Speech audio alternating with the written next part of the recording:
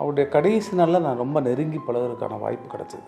அவருடைய வெற்றி, புகழ், செல்வாக்கு எல்லாத்தையும் ஒரு மூலையில் வச்சுக்கிட்டு ஒரு குழந்தை மாதிரி தான் இருந்தார். மனோஜ் இறந்தது பிறகு அவர் வந்து அவங்க டாக்டர் வீட்டுக்கு போயிட்டாங்க.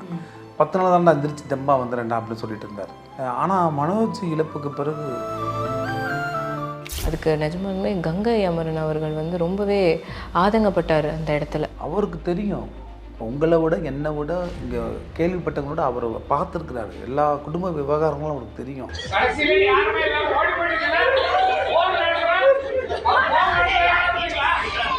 அப்படியே அழுகிறாரு, குளிங்க அழுகிறாரு.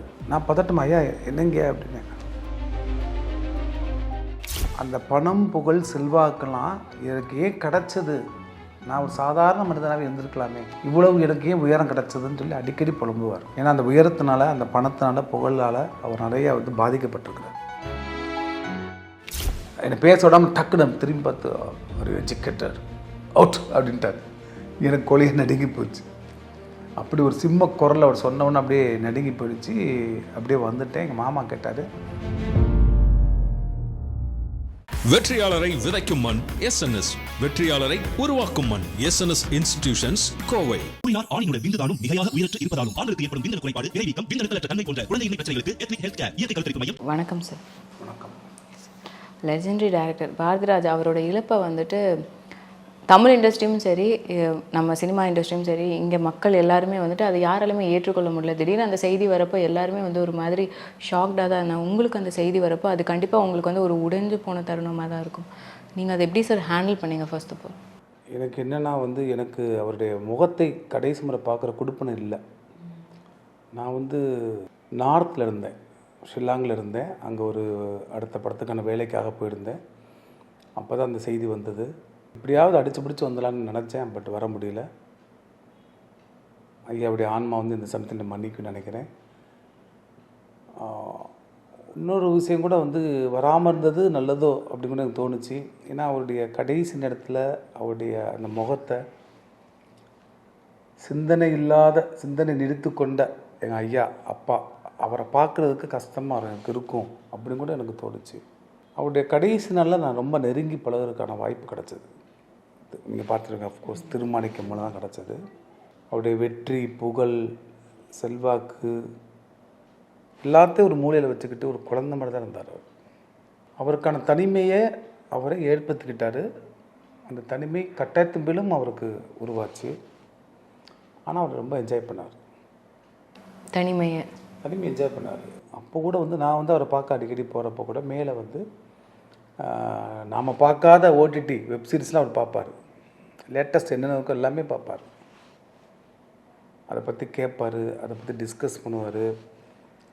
சினிமா மேலே வந்து அவருக்கு மிகப்பெரிய காதல் இருந்தது. நம்ம எல்லாருக்குமே தெரியும், நம்ம சொல்ல தேவையில்லை. எல்லாத்தையும் தாண்டி அவர் ஒரு நடிகனாக வரணும்னு நினச்சி தான் சென்னைக்கு வந்து, அது ஃபார்ச்சுனேட்டுன்னு சொல்ல முடியும். ஃபார்ச்சுனேட்டாக நம்ம வந்து இயக்குனரை பார்த்தோம். அவருடைய பழைய கிளிப்பிங்ஸ் எல்லாம் பார்ப்பீங்க, பழைய ஃபுட் இதெல்லாம் பார்த்தப்போ அவர் சொல்லிக் கொடுக்குறதுலாம் நமக்கு தெரியும்.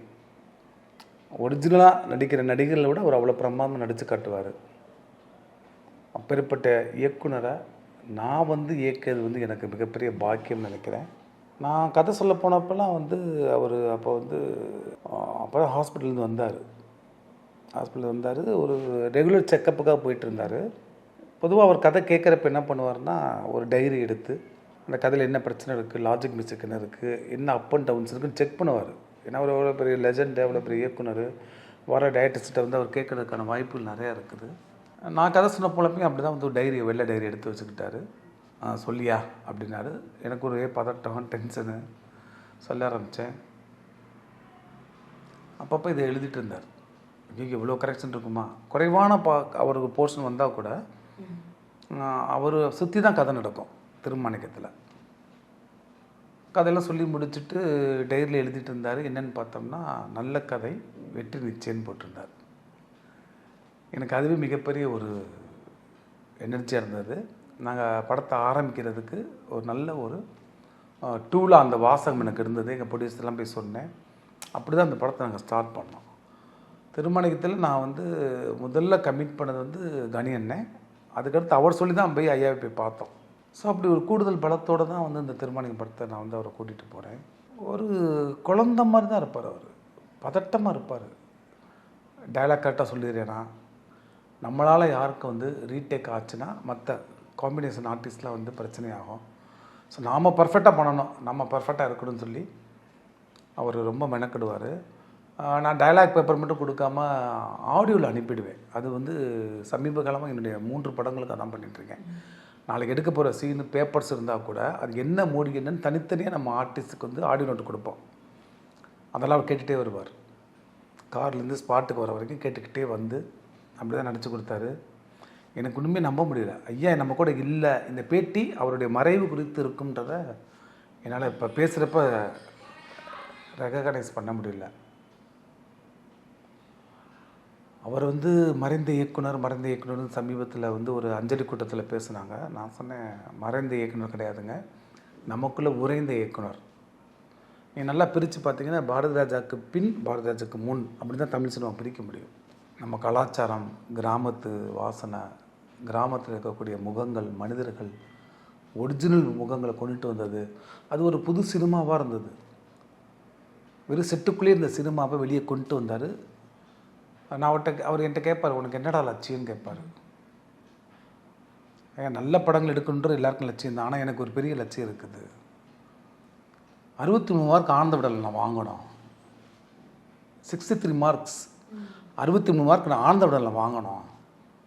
ஏன்னா அவருடைய 16 வேலை படத்தை வந்து 62.5 மார்க், அவரை விட ஒரு மார்க் ஜாஸ்தி. இது வரைக்கும் எந்த படமும் அதை பிரேக் பண்ணல. என்னைக்கு விகடன் பத்திரிகை வந்து ஒரு படத்துக்கு வந்து மதிப்பெண் போட ஆரம்பித்தாங்களோ அந்த காலகட்டத்திலேருந்து இன்ன வரைக்கும் கிட்டத்தட்ட ஒரு 50 வருஷமாக 62 மார்க்கை யாருமே தாண்டலை. இதை விட அவருக்கு என்ன நம்ம பெருமை சேர்க்க முடியும்? இப்படி ஒரு விஷயத்தை அவர் பிரேக் பண்ணாத அளவுக்கு தான் வந்து அவர் ஹைட்டில் இருக்கிறாரு. அப்போ நான் சொன்னேன், 63 மார்க்கு நான் வாங்கணும். அது சிரிச்சுட்டு ஒரு அழுத்தமான பார்வை பார்த்தார். மார்க்குடா மார்க், உன் மனசுக்கு பிடிச்ச படத்தை செய், அதுக்கு மார்க் விழுந்துற போகுது அப்படி மாதிரி தான் சொன்னார். சார், இப்போ நீங்கள் படம் எடுக்கிறப்பவே அவர் கொஞ்சம் உடல்நிலை வந்து அவர் கொஞ்சம் டவுனாக தான் இருந்துருக்கு. இல்லை, அவர் நல்லா தான் இருந்தார். அவர் சும்மா ரெகுலர் செக்கப் தான் பண்ணாங்க, நல்லா ஹெல்த்தியாக இருந்தார். நான் என் படத்தில் பர்பஸாக வந்து இன்னும் கொஞ்சம் கூன் போடுங்கய்யா, இன்னும் கொஞ்சம் தளர்வாக்குங்கய்யா அப்படி தான் சொல்லிப்பேனேன். அப்போல்லாம் ஜீன்ஸ்லாம் போட்டுட்டு நல்ல டிஷர்ட்லாம் போட்டு ஷூ போட்டுட்டு அப்படி வந்து அப்படி தான் வந்து உட்காந்தார். அவர் ஷூட்டிங் ஸ்பாட்டில் குமுளி பஸ் ஸ்டாண்டில் அப்படி தான் உட்காந்தார். அப்புறம் அவரை கூப்பிட்டுட்டு போய் இப்போ நீங்கள் பார்க்குற தோட்டத்துக்கு நாங்கள் மாற்றினோம். நல்லா நடந்துலாம் வரதான் ஆரம்பித்தார். நாங்கள் கொஞ்சம் தளர்வாக, நான் கேட்டேன், இன்னும் கொஞ்சம் தளர்வு வேணும், இன்னும் கொஞ்சம் முதுமையை காட்டுன்னு சொல்லி பண்ணோம். குறிப்பாக சொல்லணும்னா வந்து ஒரு மலை கிராமத்தில் தான் அவரோட வீடு. கதைப்படி ஒரு 60 படி இருக்கும், 60 ஸ்டெப்ஸ் இருக்கும். அதை வந்து அவர் வந்து ஒரு கிம்பலில் சிங்கிள் ஷாட்டில் நான் எடுக்கணும்னு நினச்சி அவர் அப்படியே ஏறி மேலே வராரு.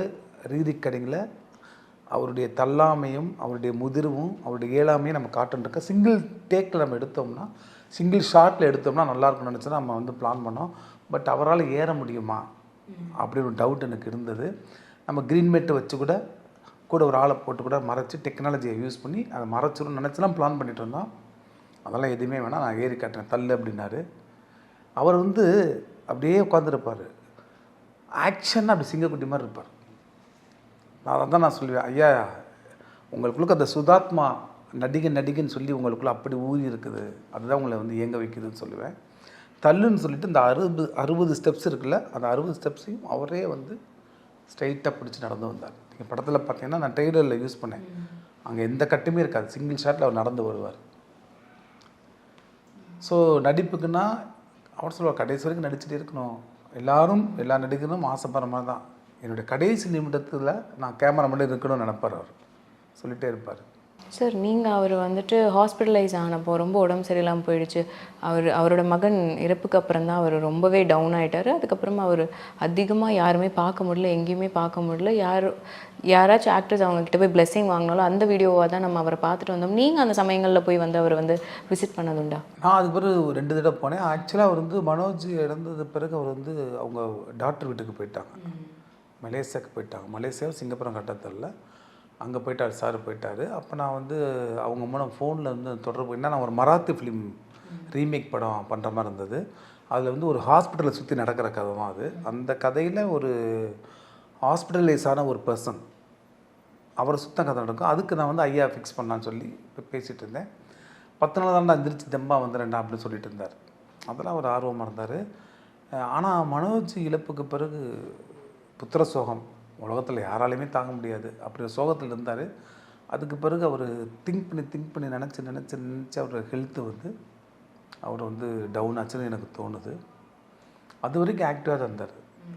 திருமாணிக்கம் தான் அவர் நடித்த கடைசி தமிழ் படம் அப்படின்ற ஒரு துரதிருஷ்டமான பெருமை இருந்தால் கூட ஒரு மலையாள படம் தான் நடித்தார். போய் அவர் தொடர்னு ஒரு படம், அதுக்காக மெனக்கட்டார், அதுக்காக போய் வேலை செஞ்சார்.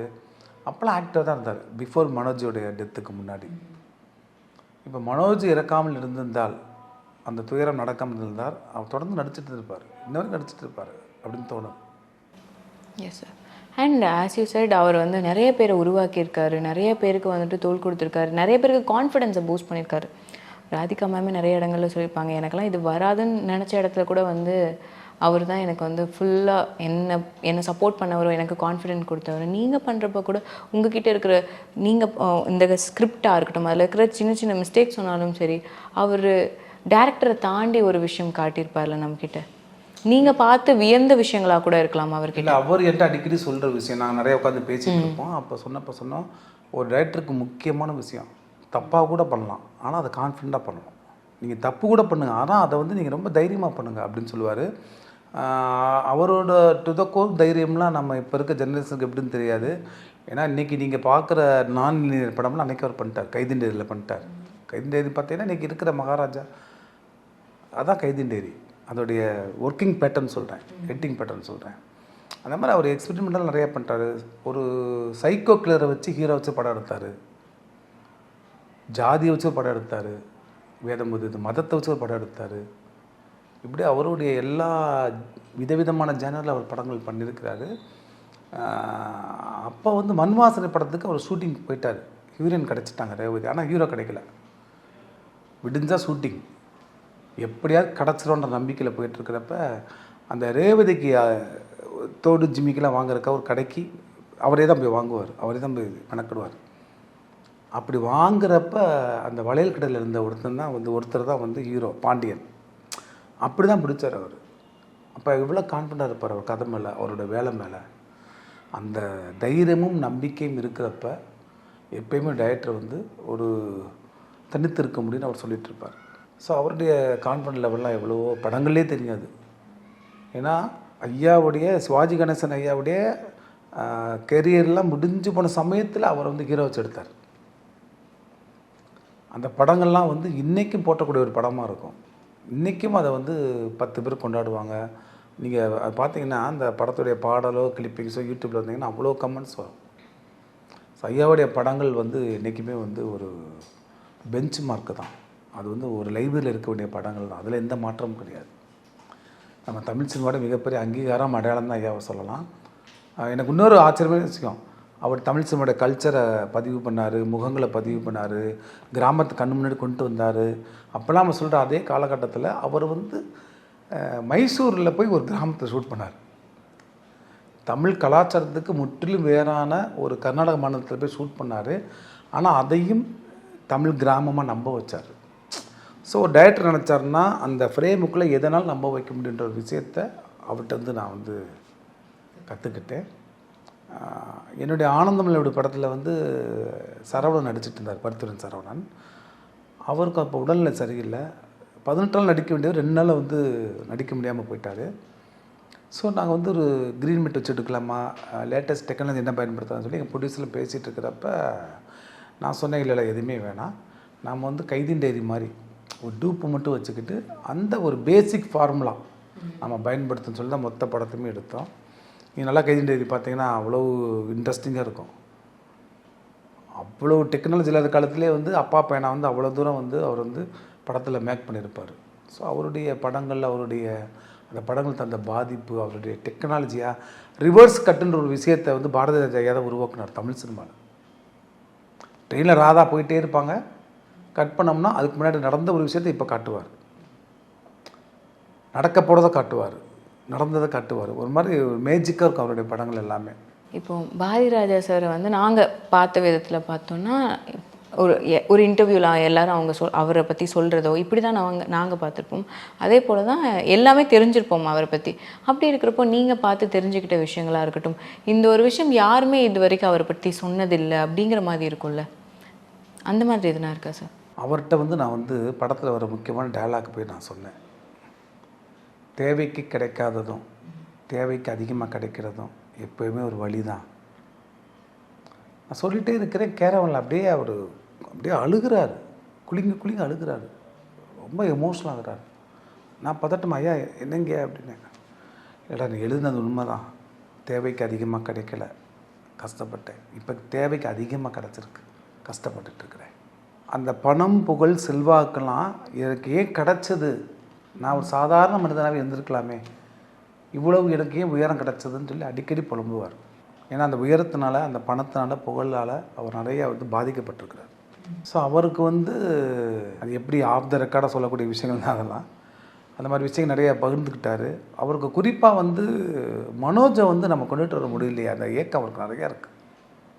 எத்தனையோ பேரை ஒரு வளையல் கடல் வேலை பார்த்த ஒரு பையனை ஹீரோவாக்க முடிஞ்ச அவரால் தன்னுடைய பையனை ஹீரோவாக்க முடியல, ஒரு இடத்துக்கு கொண்டு வர முடியலன்ற வருத்தம் அவருக்கு இருந்துக்கிட்டே இருந்திருக்கு. அந்த மறைவுக்கு பிறகு இன்னும் அதிகமாகிடுச்சு அவருக்கு.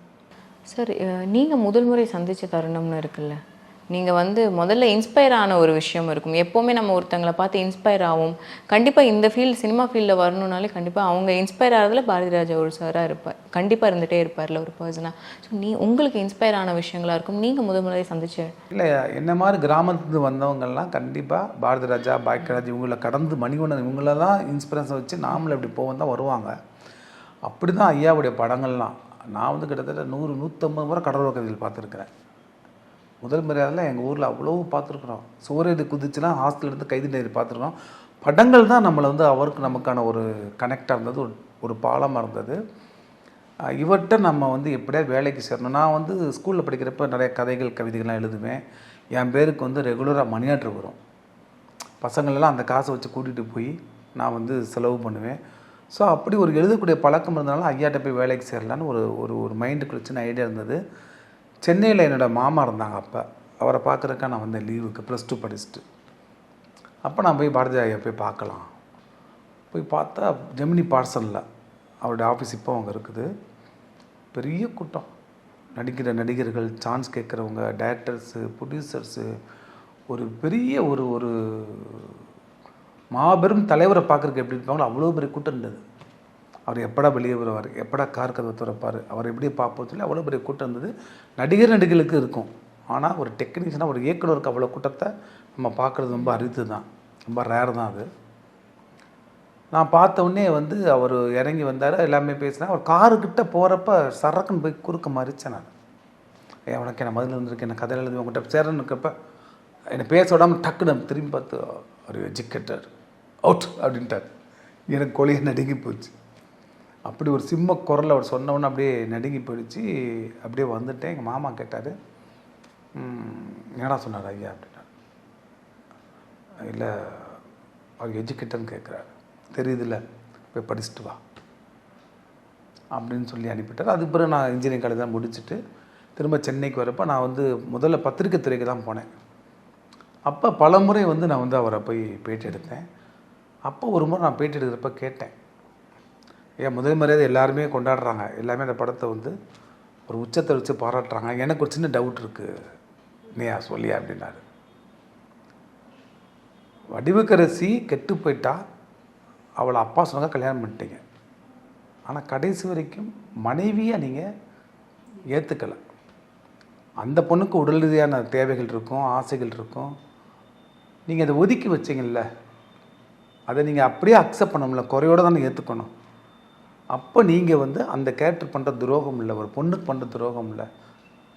அப்படி உடல் ரீதியாக தேவைகள் கிடைக்காதனால தான் அந்த அம்மா வந்து சிடுதுன்னு எரிஞ்சு விழுகிறா. ஒரு கணவனாக, ஒரு முழு கணவனாக தொடாமல் எப்படி ஒரு இல்லற வாழ்க்கை வாழ முடியும்?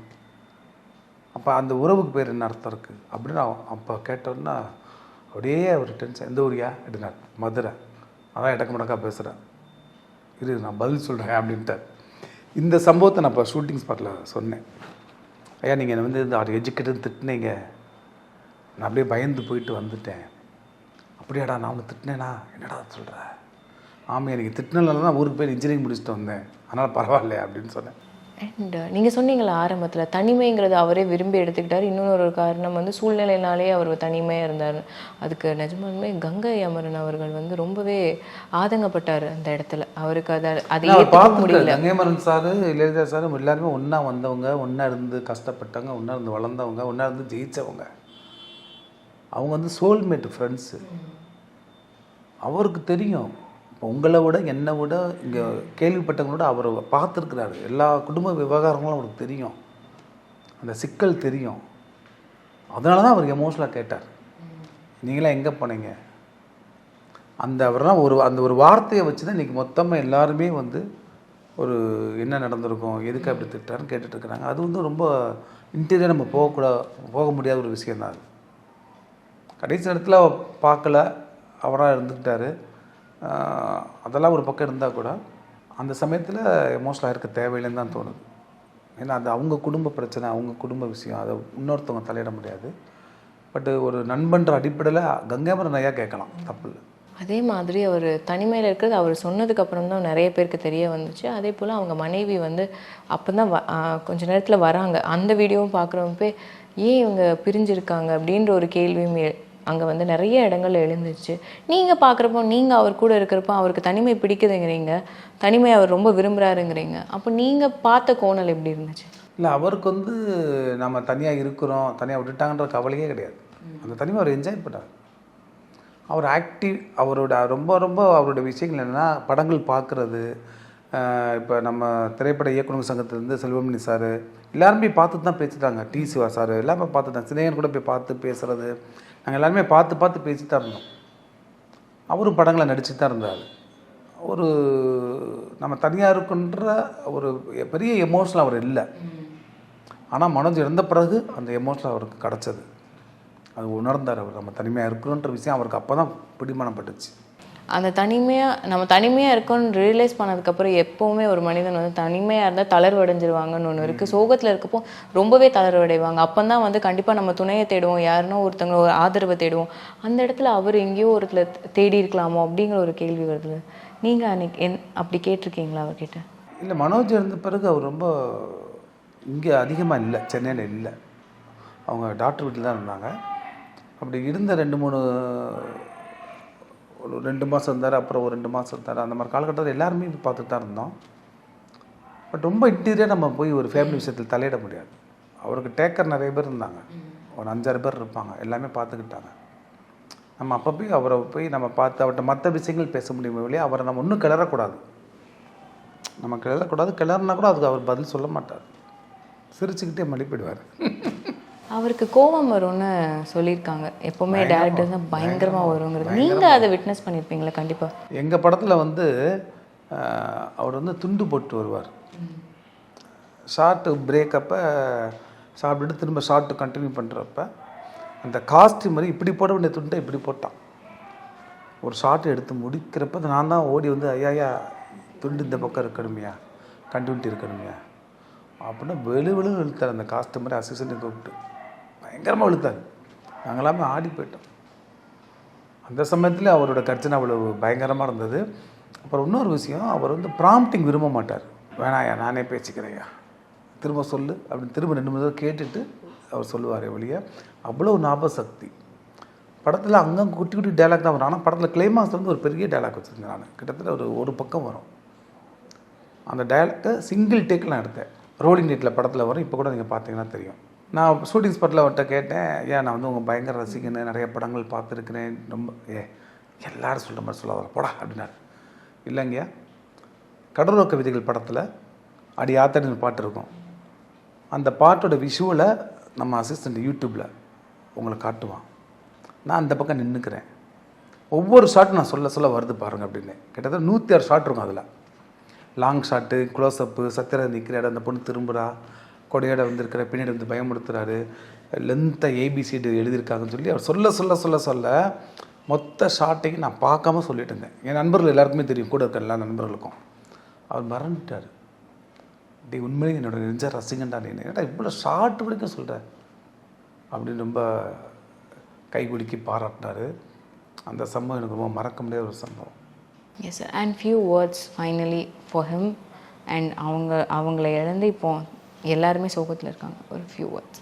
இல்லை, அதான் என்னைய பொறுத்த வரைக்கும் அவர் இல்லைன்ற உணர்வு எனக்கு வரல.